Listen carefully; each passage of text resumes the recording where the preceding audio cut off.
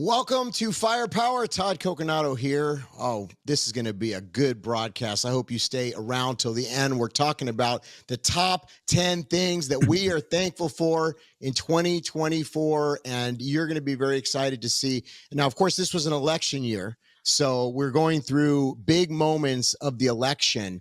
But honestly, as we were preparing for the show, even looking at what God did in this last year and season is truly miraculous and unbelievable. And so we need to sometimes get some encouragement. There's a lot of bad things that we could be focused on right now, but God has moved in a way that in this last year, it is absolutely miraculous. We've talked a little bit about it in the last couple of shows, but I'm going to bring in my friend Mario Murillo. And Mario, 10 major things that you and I came together and we picked these out. And I think the audience is really going to appreciate this. What say you? We're going to say number 10, number 9, number 8. And I'm going to get right into it because I wore this shirt in honor of number 10, which is not a national thing we're grateful for, but it happens to be what God did through Firepower in 2024 is truly amazing. And we have come a long way. I mean, anyway, let's roll the tape and we'll show you how far we've come. This is the first few minutes of the first time that Todd and I ever did Firepower, and I was wearing this shirt. All right, everybody, we have some breaking news. You are tuning into Firepower right now with myself, Todd Coconato, and I have with me Mario Murillo, and it's going to be a pilot episode today of this brand new show that we're doing, which we believe is going to be groundbreaking in many different ways, and Mario's going to kind of explain why that is. Yeah. Well, Todd, the deal is that we weren't going to do this until so many headlines started breaking out that we had to speed up the show. We are building it now. It's going to be on a regular basis. You'll see it, and it'll be different. And interesting enough, a lot of people use the word different. Right. And they don't mean different. They mean, please watch us because it's not like what you think. But in order to keep that promise, there are a couple things that need to be said right from the top. We're going to cover the situation going on with Trump's indictment. We're going to talk about what's happening to the American dollar. And we're going to talk about as well the World Health Organization and the things that have happened. So that's number 10, and we're grateful for it. You folks that are watching Firepower Army have turned this into a very successful show. And I don't know what your experience is, but when I'm on the road, Todd, people come up and tell us how much they are enjoying the show everywhere we go. We never dreamed it would be what it is now, and I believe it's going to be even greater. But what do you say, my friend? I agree with you. Everywhere we go, people come up, many of you, and we thank you. We love when you do that and share that you are an avid supporter and viewer of this show, and you're part of the Firepower Army. And Mario, I really believe the evangelists of today, this is another layer of how we can speak to folks and get the message out and share the good news of Jesus. So the Lord has put his favor on the broadcast, and we couldn't do it without him. So I'm extremely thankful. I'm also thankful. I think I lost a little bit of weight since that first show. So my wife's probably thankful for that too, but that's always a good thing. Well, I'll tell you what, I'm just glad the shirt still fits. And so that will be the one out of the 10 that we'll say the least about, and we're grateful to you for it. But to show you what number 9 is, we're going to roll the tape right now. This is number 9. The Teamsters union said Wednesday they won't endorse any U.S. presidential candidate for the first time since 1996. That's despite a majority of members backing Donald Trump over Kamala Harris in polls. A recent poll the Teamsters released Wednesday shows 59.6% of its members preferred the Republican candidate, compared to 34% for Democrat Harris. The union counts some 1.3 million members, working as everything from truck drivers and airline pilots to zookeepers. They have endorsed Democrats in every presidential contest since the year 2000. However, Teamsters President Sean O'Brien made a high-profile appearance at the Republican National Convention backing Trump. He told Fox News the union's decision to decline an endorsement came after they, quote, couldn't get solid commitments on our core issues. A Teamsters executive board endorsement could be important to either candidate in the November election. It's seen as a potential factor in a handful of battleground states that may decide the results, including Michigan, Nevada, and Pennsylvania, where union membership is strong. Speaking to reporters in New York, Trump responded to the Teamsters' decision to not endorse a candidate by saying, "It's a great honor. They are not going to endorse the Democrats. That's a big thing." Most major unions have endorsed Harris, including the United Auto Workers Union. The AFL-CIO, which represents 60 unions and 12.5 million workers, endorsed Harris in July. That was a big deal, and it is number 9 on our list. Go ahead, Todd. What do you think? Why did we pick it as number 9? Well, that was the dominoes started falling. I mean, that's such a big deal. And Donald Trump understands that. President Trump understands that because, like they said, back till 1996, I mean, this has been a group that's been in the tank for the Democrats. And all of a sudden, no support. They didn't get what they wanted from the Democrat candidate. And I don't think she realized how big of a deal that was because you called it out, Mario. You said this is a big deal. And when that gentleman spoke at the RNC, that was groundbreaking. That was next level. I mean, we'd never seen anything like that. So I think that it did factor into especially Pennsylvania and some of the states where there's a lot of factory workers and union workers. And so that was one of the dominoes, one of the first dominoes that fell in the election cycle. And to me, it showed that the polls were wrong. Yep.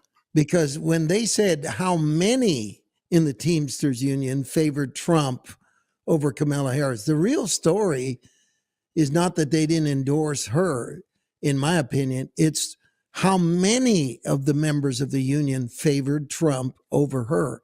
Here's a Democratic stronghold, and nearly 2/3 of the voting body wanted Trump over the Democrat. And as you said, the dominoes began to fall because then Washington Post said, we're not going to endorse Kamala Harris or any presidential candidate, then the LA Times, then several other newspapers. So it was really clear at that moment that something was going on, that Trump was attracting voters outside of the Republican base. And that, my friend, was a true act of God. And I think it's very underappreciated. I was actually going to move it higher, but I believe where we have it is just right. And I think that we need to understand that that was the first inclination that, in my mind, this was going to be a landslide. It was just too big a deal, right? Don't you agree? 100%. I mean, that's what I'm saying. The folks that know, and this is where it unraveled. It started unraveling for the Democrats because these were people that were guarantees in the last couple of elections. I mean, it wasn't even, I think they took them for granted. And what it shows too is President Trump is pro-business, pro-industry. I mean, these folks understand, he gets it. He's going to position them to be much more successful. And I think this is where a lot of folks are, Mario, is they're like, look, the Democrats, the globalist policies, they don't help us. They don't benefit the worker. No. They don't benefit the blue collar people. And so everybody was feeling the pinch in their purse and in their spending and their shopping. And they said, no, this is not going to work. And so, yes, I believe you were really keen on this because you spoke about this before anybody else. And I remember listening to what you said about it, and you were spot on. You know, and the thing that I thought about it, that again, I think people were missing, is that's when I knew that Trump was the candidate for the working class. That shift in the narrative, which the Democrats had had a stronghold for decades, claiming they were the party of the working class. That's when I knew something's going on here. All this talk about abortion, that's the other thing. Oh, yeah. I knew that when the Teamsters Union did not endorse Kamala Harris, I knew that abortion was not the number one issue. And like I said in the blog, more women wanted groceries than wanted abortions. That's and right. The Democrats were slow to realize that. And to their own demise, they missed the fact that it was inflation. And by virtue of that, the fact that they believed that the open borders were costing them jobs. And that they felt the Democratic power structure, the ruling elite party cared more about illegal immigrants than they did working class Americans. And I think that's what sunk it. So now we did 9, we did 10 and 9. And so we're going to roll the tape on number 8. What is number 8 thing we're thankful for? I want to bring the conversation back to the broken criminal justice system that is disproportionately negatively impacting Black and brown people all across this country today. Now, Senator Harris says she's proud of her record as a prosecutor and that she'll be a prosecutor president, but I'm deeply concerned about this record. There are too many examples to cite, but she put over 1,500 people in jail for marijuana violations and then laughed about it when she was asked if she ever smoked marijuana. She blocked evidence.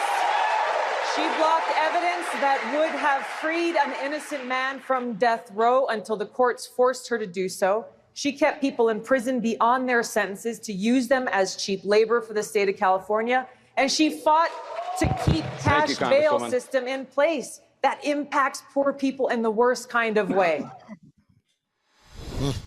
Okay, think about this, Todd. I'm going to ask you a question. Get ready, buddy. Okay.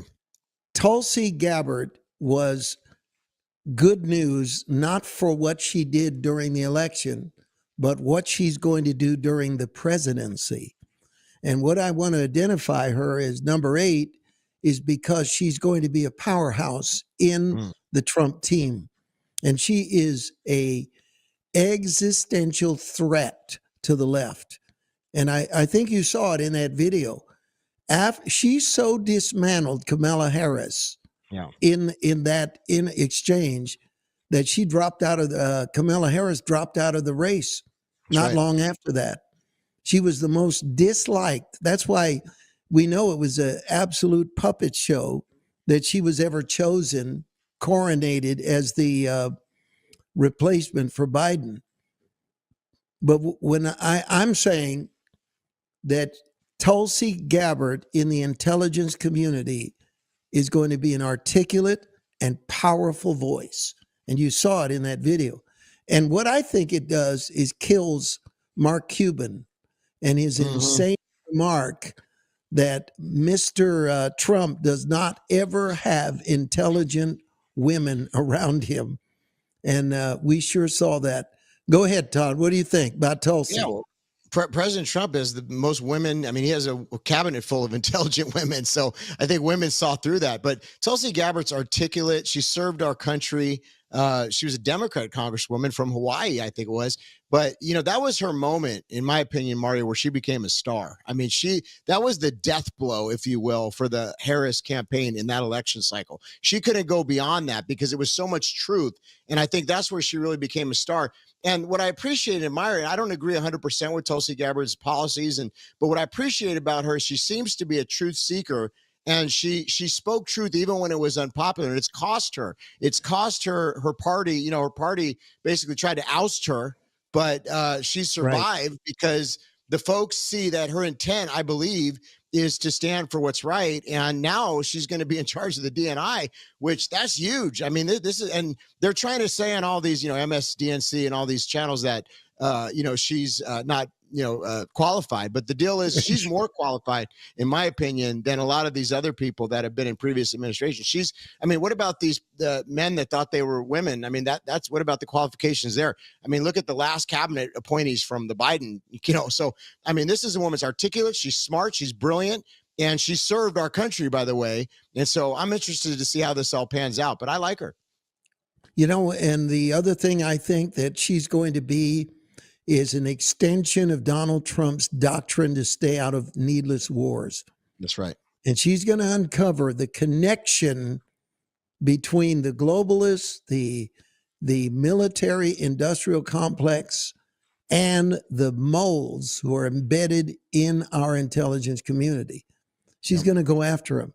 And to me, it's going to keep us out of wars. And that's why I'm excited that she's on the team, and I think she's going to be a phenomenal contribution. Now, we're at number 7, and the video isn't going to tell you what number 7 is about, but we're going to run it, and then we'll tell you what it's about. So here coming up is number 7 of the thing we are most thankful for in 2024. Only later in your political career did you change your position. Why? Yeah, I sat in that office with those Sandy Hook parents. I've become friends with school shooters. I've seen it. Look, the NRA, I was an NRA guy for a long time. They used to teach gun safety. I'm of an age where my shotgun was in my car so I could pheasant hunt after football practice. So JD Vance, that's what that's about. That's not JD Vance, but that demonstrates this friend of school shooters, of course, was a flub. But what it demonstrated is the debate skills and the incredible ability to dismantle false arguments in JD Vance. And you and I remember the day that you called me and you were hoping it was somebody else, that the day that Trump picked JD Vance, I was dancing in the living room. That's true. Excited. And you had a different opinion than mine on that. You wanted somebody. He grew on me. He grew on me. I mean, I trusted President Trump. I figured there was probably a reason why he picked him, but he grew on me. We were looking for. I think Ben Carson was in the running, and a few others. And we like Mr. Carson. He's very a man of integrity, loves the Lord. But I was thinking maybe he should have picked a woman or somebody more diverse. But the truth of the matter is, he picked the right guy, because that debate, he shined. He was a star, and he was so. I mean, he is an articulate man that just gave it to. Oh my goodness, it was done. That was another moment where another domino fell, and that's what we saw. And I think, Mario, it was the prayers, because the church stepped up. We have to admit, the church stepped up in this election cycle and prayed, probably unlike anything I've seen in my lifetime. Really prayed. I mean, I know so many people had prayer calls and events and different gatherings and opened the churches and had all kinds of prayer meetings, including what we did at our church. And I really believe God responded to the prayers of the saints. So what was happening is we were watching one domino fall. Tulsi Gabbard coming over. That was bigger than most of us realized, because she flipped teams.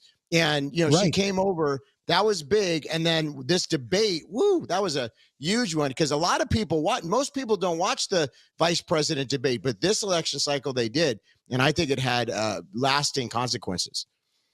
It was a brilliant choice to choose Vance for a couple of other reasons. One is he knows how to verbally dismantle CNN, MSNBC, and whenever he was on legacy media, whether it's ABC, CBS, they would throw him these gotcha questions, and he would just eviscerate them. He would neutralize them. And it was interesting how he would turn the tables when he was being interviewed and look at the interviewer and say, you know what you're doing right now? You know why people don't trust you and you don't have the audience you once had, et cetera? He was like a more polite version of Trump, but just as devastating in his debate skills. That's number one. Number two is, and this is big, folks, he's presidential. Yes. You know what I mean, Todd? Yes. He's presidential. That's right. When you say he's like a Trump, he's saying the content of what he's saying is very similar, same message, but he's got that, orator, politician type, where Trump's not a politician. He's just a New Yorker, but he's amazing. We love him. But, his speaking skills probably aren't what people are used to from a candidate, but he's got that. JD Vance has that. So he's still packing the same truth, but he's doing it in a real articulate way. Yeah. We can't have Trump for more than 4 years. And JD Vance already looks like he is the presupposed nominee for president in 2028 in the Republican Party. Right. The man is going to sit there and get groomed by the best that ever was, Donald Trump. Think about that. No. This guy loves God. This guy is pro-Christian. He's articulate, and we're going to hear from him. The potential exists for 12 years of an era in American politics of conservatism and prosperity, energy independence, and border security. That's an incredible thought, isn't it? Think about it, because don't you see him as basically the front runner for the next presidential election? Absolutely. I mean, as long as he, stays loyal and plays his cards right, which I think he will. I think President Trump is, like you said, is a great mentor, and that America first, what needs to be done.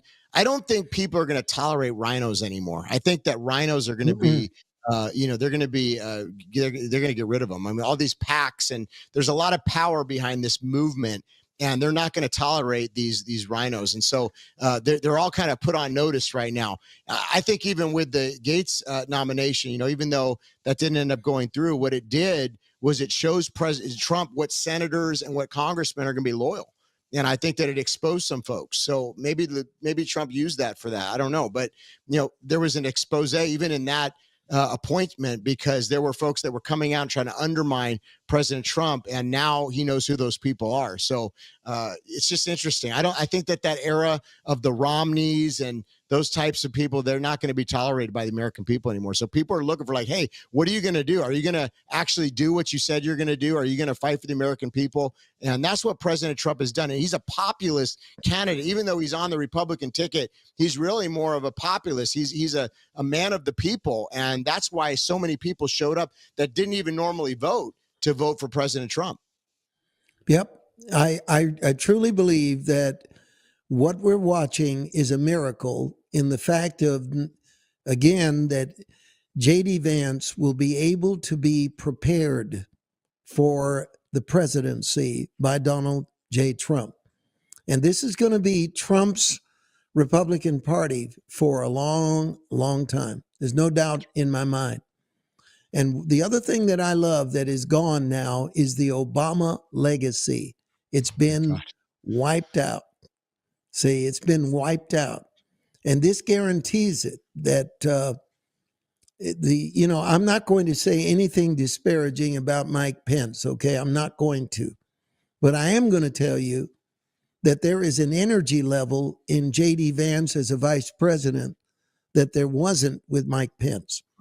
So the tendency for a vice president to be more of a figurehead and kind of cut ribbons at mall openings, whatever, that's not going to be the case with JD Vance. He's going to be involved in policy. He's going to be involved in leadership. And I don't like the term attack dog, but I do believe that JD Vance is going to be one other voice that's going to continue to be a nightmare to the legacy media in being able to destroy false arguments. He's gifted, and I'm very grateful that that we got him. And it is evident to me that he's going to be very powerful. You have any closing remarks about JD? Well, he's fast on his feet, and that's important, and he comes back with just amazing comebacks. So, yeah, I think you're absolutely right. And you know what I love about him? He's got President Trump's back, and that's so important. And so, he needs somebody like that, President Trump. He's been fighting this battle a lot of times by himself. And so I'm really thankful that he's got a running mate that is going to have his back. Yeah, I just feel it feels clean. There's integrity in there. And I feel like we're in for a great time. Now, at number 6 in our countdown, are we really already at number 6 here? I'm glad, because some of these are going to take more comments than the ones we've done before. This was to be a key turning point in the campaign, and on many levels. And we're going to run the video right now, and you'll be able to guess what our number 6 thing we are most thankful for in 2024's campaign. Here it is. All those things we need to do: child care, elder care, making sure that we continue to strengthen our healthcare system, making sure that we're able to make every single solitary person eligible for what I've been able to do with the with the COVID. With dealing with everything we have to do with. Look, if we finally beat Medicare. Thank you, President Biden. President Trump? Well, he's right. He did beat Medicare. He beat it to death, and he's destroying Medicare because all of these people are coming in. They're putting them on Medicare. They're putting them on. I mean, I'm sitting here. That was shocking. Yeah. But that was a turning point. You comment first. I'm busy Huge. laughing here. What I love is President Trump's expressions. You know, he's such an express. You always know what the man is thinking. He's looking over like, what's going on? You know, so, and I think all the American people were. This was the moment when what was done in darkness came to light. A lot of people were denying the cognitive ability of the president, and then it came out there for the whole world to see. And that was when a huge domino fell. Whether it was planned or not, there's a lot of debate about that, but it really kind of put the Democrat camp into chaos, and they were all arguing amongst each other. And again, I think this was the prayers of the people of God that were praying, confusion, the enemy's camp. And, there was other people that were jockeying for the position, and they didn't know how they were going to do it. And it ultimately catapulted Kamala, who was unelected, didn't go through any of the process, and here she comes out. And all of a sudden, in a few weeks, we're meant to believe that everybody's behind Kamala Harris when she was a very unpopular candidate. We just saw how Tulsi Gabbard knocked her out in that last runaround for the president. And then now all of a sudden she emerges as this, populist. No, not at all. The American people didn't like her. And that became very evident in the election. But they tried to make it out like she was this, beloved person that everybody was getting behind. And Mario, this show, you were calling it out. I was calling it out. There wasn't a lot of people that were given the type of feedback. You can go back and watch. I mean, we even did an episode, if you recall, where you said when they replaced Biden, they were going to replace Biden. And that was groundbreaking at the time because no one really knew if that was going to happen. But you felt the Lord had put that on your heart. You were right. We discussed it, and it ended up happening. One of the things that I enjoyed in our interchange is how we'll both see something from a different perspective. Like, it isn't that we're disagreeing. It's just simply that you'll have an insight that I'll overlook, or I'll get something that you might not be aware of. I was rejoicing when they picked Kamala Harris because unlike everybody else, I knew she was going to lose. I said, look, Biden has an excuse. He has dementia. She has no excuse. And her word salads are self-inflicted. She's literally unlikable, in my opinion, and I don't mean this in a mean way, not very intelligent. And constant drumbeat that she accomplished this and accomplished that. I'm from California. Worse than that, I'm from San Francisco. And I knew that she had been constantly protected from accountability during her entire career. But there's a book called The Peter Principle, which says that people tend to be promoted to their highest level of incompetence. And the gist of the book is, don't accept a promotion on a level of responsibility that is above your capability, because your climb up the ladder to success, there's a certain point where if you stay where you are, you're guaranteed to be successful. But when you move up beyond what your pay grade, that's when the Peter Principle kicks in. And that was her. That's right. Once she went into a national campaign and the scrutiny of all that was going to happen, it became very clear how many years she had gotten away with something. So I don't want to make light of Biden's condition. There's no way that that's something I'm rejoicing in. But what I'm saying is the humor of it was what all the media was doing. You remember that pathetic moment when Jill Biden said, you answered all the questions. Right. And I said, if you talk about a participation trophy, that was it.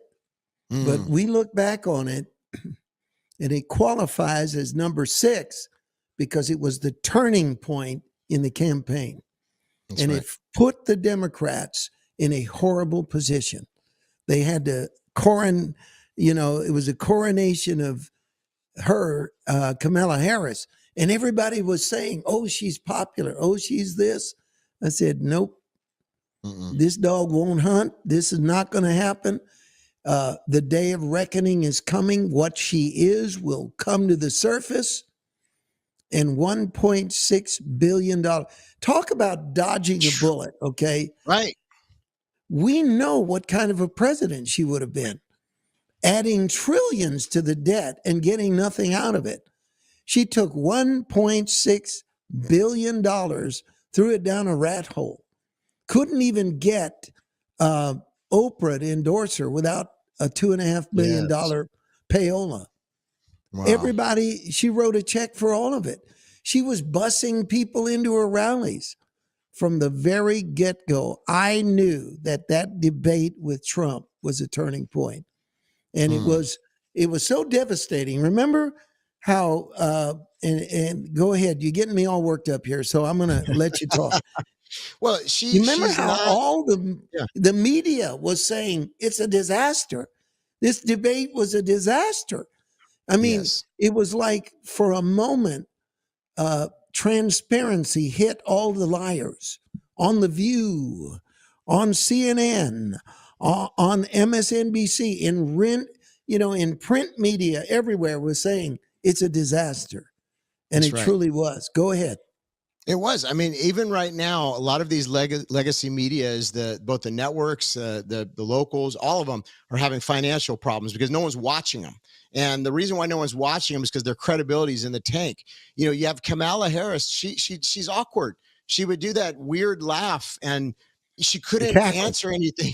Yeah, the cackle. She couldn't answer anything without a teleprompter. So she did not make the connection with the folks because she wasn't answering any questions. She didn't do any press conferences. I mean, here was Donald Trump. He was out there in all these podcasts and all, answering every single question that came in and engaging the folks and being warm and shaking hands. She was like an elite, and people felt that about her, and they saw her, and she was prideful. And so I think people are done with that. I don't think that they want to have a person like that representing them. Yeah. Okay, we're now to number 5. And we're not going to tell you what it is. We want you to see the video and see if you can guess what our number 5 we're most grateful for and thankful to God of what happened in 2024's presidential campaign. Roll the tape.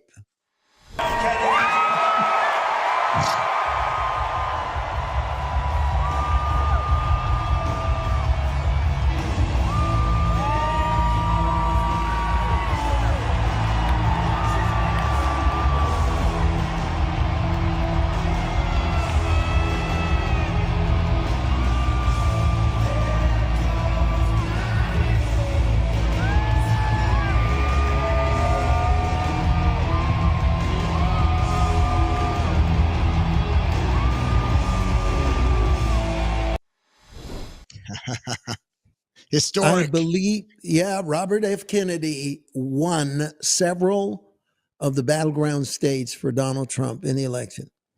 Well, I'm going to let you go first. Why was Robert F. Kennedy's defection from the Democratic Party and his public endorsement of Donald Trump, why did it make it to number 5 on our list of things we're grateful for in 2024? Go ahead. Such a big deal. If you look at the people around President Trump, even with Elon, and we're going to get to some of these in a minute here, but these were former Democrats, Mario. These were folks that had their whole life voted Democrat. My grandma, she loved John F. Kennedy, and she was a Democrat. Before she passed away, I think she started becoming more conservative. But remember, there was an era in the Democrat Party that it was Kennedy's party. The party's been hijacked. The party has gone far left radical to now where they're basically communists, so the party has shifted from being for the, apparently at one point it was for the people, but now it's not, it's totally shifted. So, RFK coming out, it represents that Kennedy-esque, that legacy. And a lot of folks remember John F. Kennedy, and, he ultimately gave his life, I believe, for what he stood for. And, this same deep state that we talk about in many of our broadcasts. And so this represented the Kennedys coming over and supporting President Trump and that era of that Democrat Party, those folks like the Elon Musk, like the Tulsi Gabbards, like the RFKs that are now saying, look, this isn't my party anymore. I need to stand behind this man because he represents my values more than the Democrat Party. That to me is a huge deal. Mothers care about what their children eat. And they agree with Robert Kennedy that the food industry is poisoning the kids. They agree. Now, these aren't necessarily Republican women, but once again, the base that was under the Republican tent, this genius, this incredible Donald Trump, once again added another weapon to the arsenal and immediately opened up the Republican Party to a group of people that weren't in the party. How weird is it that suddenly Trump is the candidate of free speech? Trump is the candidate of uncovering the vaccine corruption, taking on Big Pharma. Trump is the candidate of exposing wokeness among our generals and our intelligence community. And so now it's becoming evident that this base of Donald Trump is too big to rig.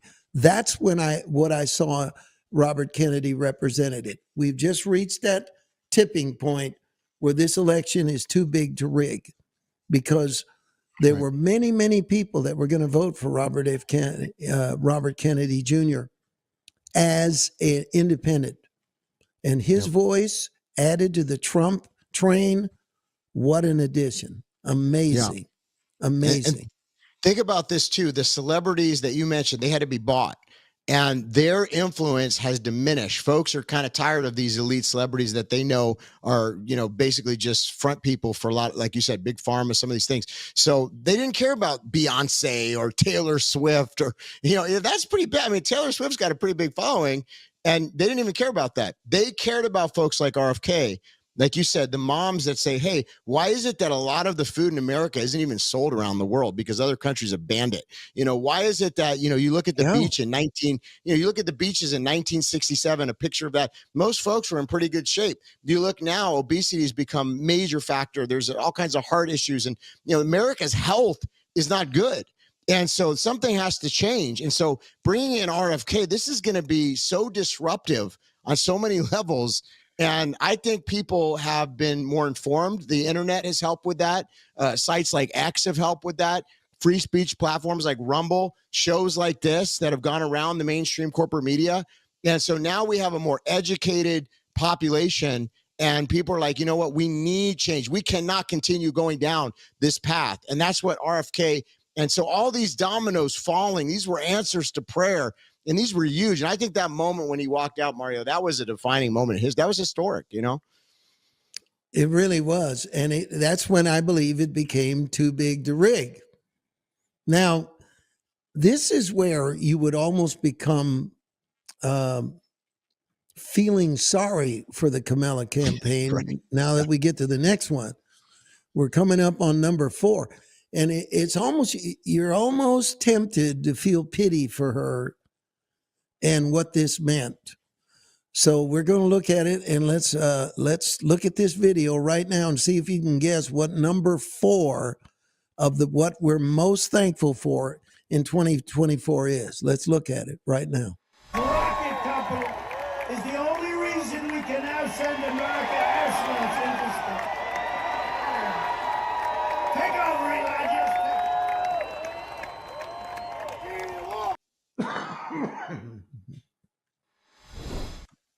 You have got to be kidding.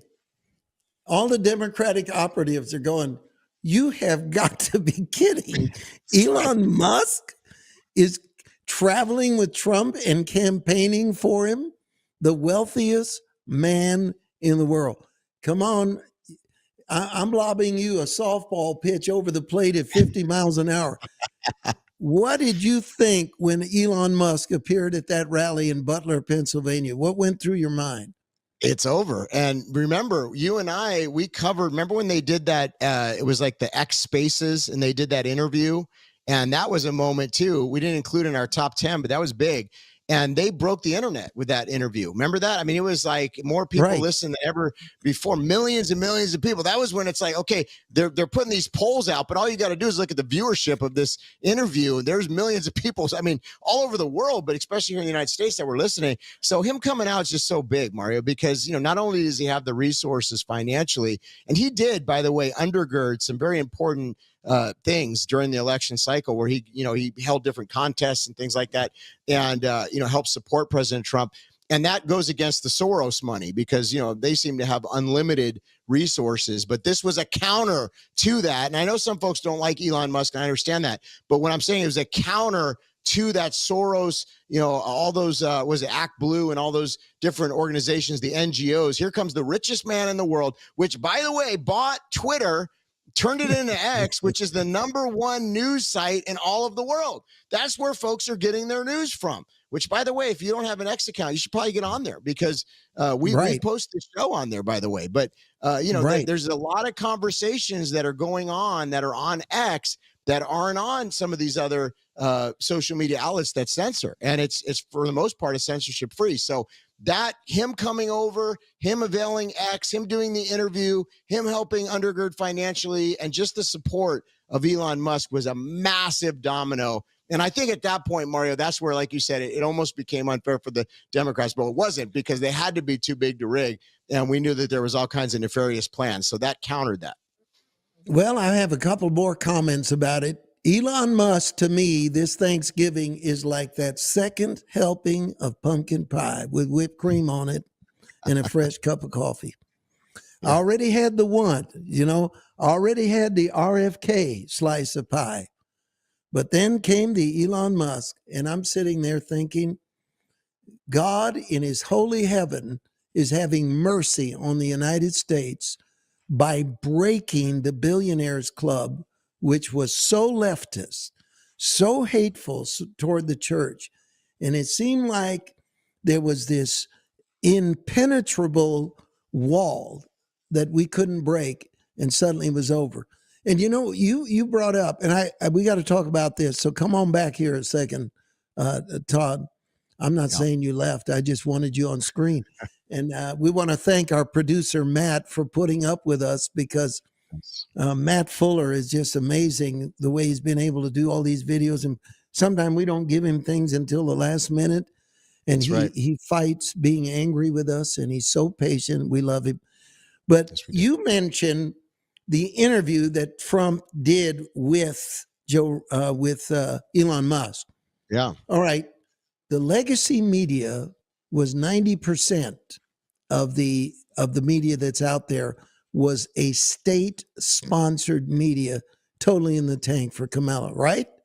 Absolutely, 100%. So if you were to look at ABC, CBS, MSNBC, CNN, and whoever else I'm leaving out, their aggregate audience, this is Mario Murillo's sudden audience chart.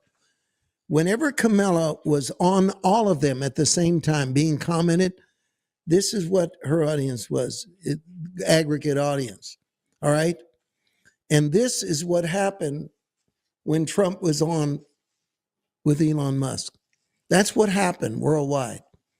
Yep. For free, Trump had 10 times the audience that Kamala ever had. And that is an amazing thing. And here's the other thing is, there was these posts where they're talking about a conversation that Elon Musk had with someone, and they were talking about Twitter. And the guy said, you know what? You ought to buy Twitter.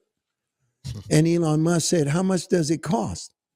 Well, that same guy just was on the internet with Elon Musk again. And he said, you ought to buy MSNBC. Oh boy. Okay, now we're backing up on a hit and run victim if he buys MSNBC. But in the same interchange, years apart, the guy asked Musk, well, you ought to buy MSNBC. And his response is, how much does it cost? Yep. So stay tuned. I would believe anything now. Well, Absolutely. any comment before we move on? Well, he's an innovator. I mean, if you think about it with NASA and their budgets and everything, for whatever reason, the space program is in shambles, that they're having to now rely on Elon Musk to get people from the space station. I mean, that just speaks volumes about the state of our country. So I think things are going to be changing, folks. And we need innovators and we need people that are willing to, I was telling my wife, because we were on the freeway and our car got hit by a rock. If you ever had that happen, it's awful. So the windshield, started shattering. And, I said, it's amazing. For years, we've had glass windshields and we've had tires that are made of rubber that can burst. What if an innovator came in and had some different type of tire, different type of glass, or, but the thing is we've been at the status quo for so long. And the legacy media is the status quo for so long. We need disruptors. We need reformers. And that's what President Trump is doing. He's putting together a cabinet of reformers. And by the way, that's what's happening in the church as we speak too, is that the Lord is raising up reformers for such a time as this. That's what's going on. That's what's happening. And so everything that we're discussing today, it actually has a spiritual significance. And just when you think it couldn't have gotten worse for Democrats, here is number 3 of what we're most thankful for in 2024. Let's roll it right now. It's a creepy, corrupt business, and the media, to a large extent, acts as a propaganda arm for the Democratic Party. It's not even believable. Yeah, it's bizarre to watch, and most young people, I think, are aware of it. I think most boomers still, unfortunately, read the newspapers and believe in CNN. But it's getting younger. Let me tell you, it's getting for us, for a conservative. Yes. And I consider myself a person. It's the internet. It's because the internet's giving people information that they're not getting from anywhere else. And they like the Very Fine People hoax, the Russiagate hoax, all these different things that they've done. They tried to pin on you. That's like, it's a clear distortion of what you actually said. The bloodbath hoax. Yeah, I was talking about the auto industry. Yes. It's a bloodbath because Japan and China are taking our auto. And I said, it's a bloodbath. They said, he used the word bloodbath. He said, if you don't win, it's going to be a bloodbath because they're going to take over. That's exactly what you said. It's a terrible thing they do. But that's the problem with propagandists, because they take things out of context, and ultimately what they do is they diminish their own credibility because people don't want to listen to them anymore because they see that they've done that and they recognize what's going on and they feel insulted. Their intelligence is getting insulted. Look at the ratings. There it is. Yeah, I wish we could spend more time on this. It's a creepy, corrupt business. Yeah, and thank you for that. It is. And that bore repeating, by the way. Don't edit that out, Matt. We like that mistake. That was great. That's right. It is a creepy, corrupt business. The media was assaulted, and it was a moment that will live on in American history when millions of Americans, free of the bias, censorship, algorithms, were able to hear Donald Trump and Joe Rogan, a respected voice to millions and millions of people. Amazing. You got 1 minute, and then we got to move on. Go. Having conversations like this. I mean, this is what people want to hear, is real talk. He's answering questions. And it just blew their whole fake propaganda story out. Mario, I don't think they're going to be able to put the cat back in the bag on this. I think that we're in a whole new era because people want truth and they know what's going on. And so it's going to be real hard for them to ever regain control that they once had with the legacy media. It's going to be a very tough road for them. Now, I pray that the Republicans that have the House, the Senate, and everything right now do what's right and help President Trump in his agenda. They need to do that. We have 2 left. And let's see if you can guess what number 2 is. It was something that there are no words for, how much jubilation we all felt when this happened. Let's roll it. What they went to that venue tonight hoping to see and witness was a historic election of Kamala Harris to the presidency, was the end of the Trump era as they knew it. And so we don't know the outcome yet, but that is not what they are receiving. And they are being told to go home and wait till tomorrow. And nothing that was true yesterday about how flawlessly this campaign was run is not true now. I mean, this really was an historic flawlessly run campaign. She had Queen Latifah never endorses anyone. She came out and endorsed. You know, I mean, she had every prominent celebrity voice. She had the Swifties. She had the Beehive. Like, you could not have run a better campaign. In Western Europe and in the UK and in the Middle East, people are waking up to this. Oh, and they are. I've gotten people from Western Europe who are extraordinarily alarmed and terrified.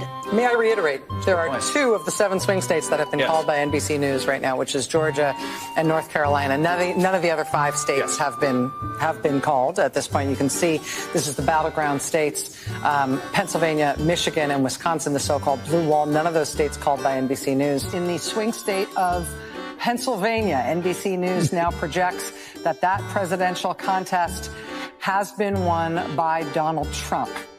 It presents an insurmountable future here for Kamala Harris and for the Democratic ticket. Let's watch as Trump takes the stage in Palm Beach, Florida.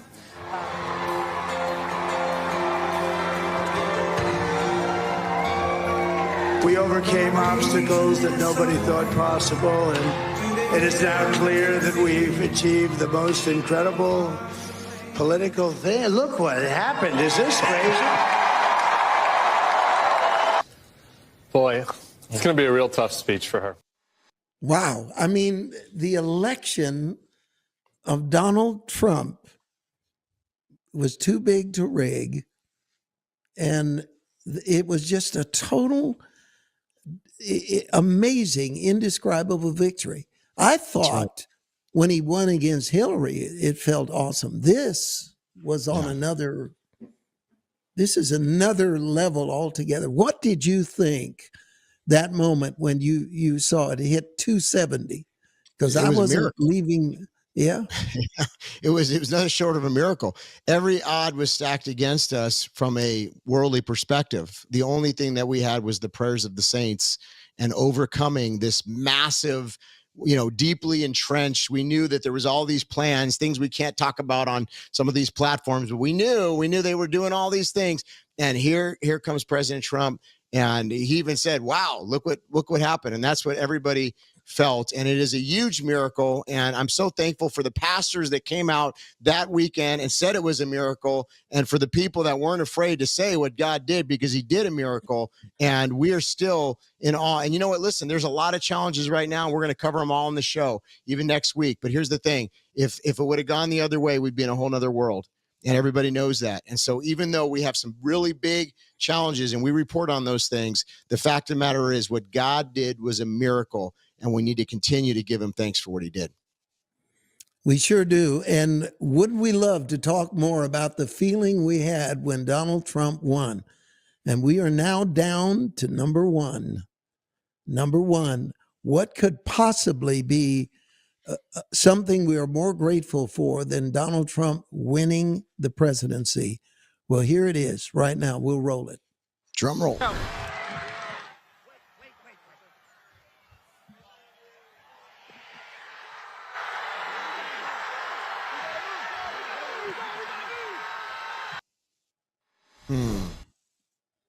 I mean, there are no words because everything else happened on a fairly human level. This one was divine. Yes. I mean, you and I know for him to move his head a quarter of an inch at the moment that bullet was fired, it's not possible. And Trump himself said that he felt a large hand push him to the ground. And he said he knew that God saved his life. But again, the attempted assassination and the failure of them killing Donald Trump. Think of what the world would have looked like if Trump had been killed. What would the world have looked like?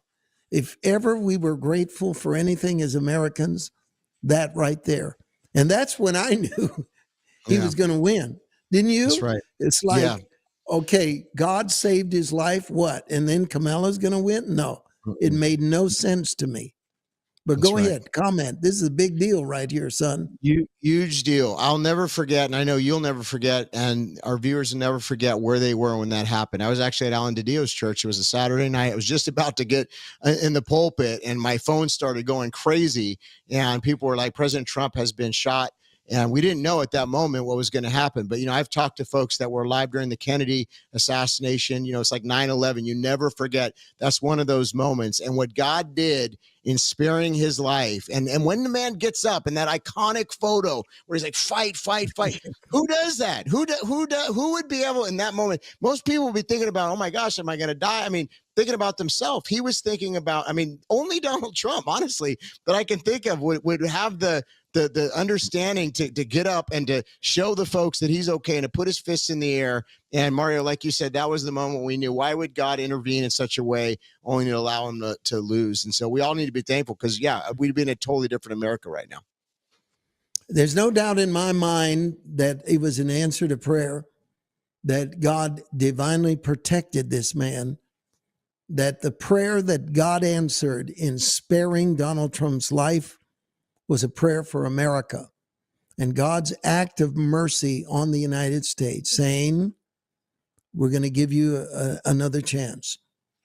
And everything else that we showed in this top 10 list hinges on this right here, Trump staying alive. Because if he wasn't alive, none of the other would have mattered. And we came so close. And it gives me chills to think about what the world would have looked like if that bullet had taken his life. What would have happened in the United States? Yeah. Go ahead, Civil Todd. War.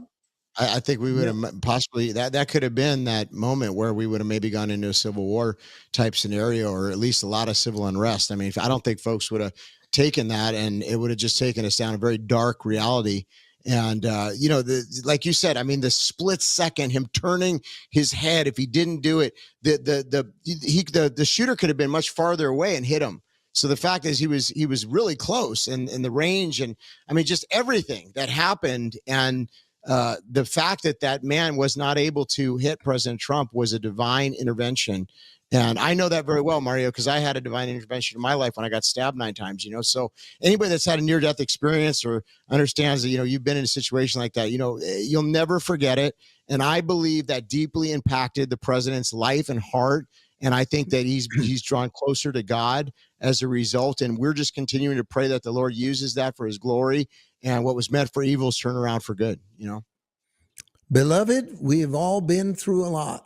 I got 59 seconds to wrap this all up.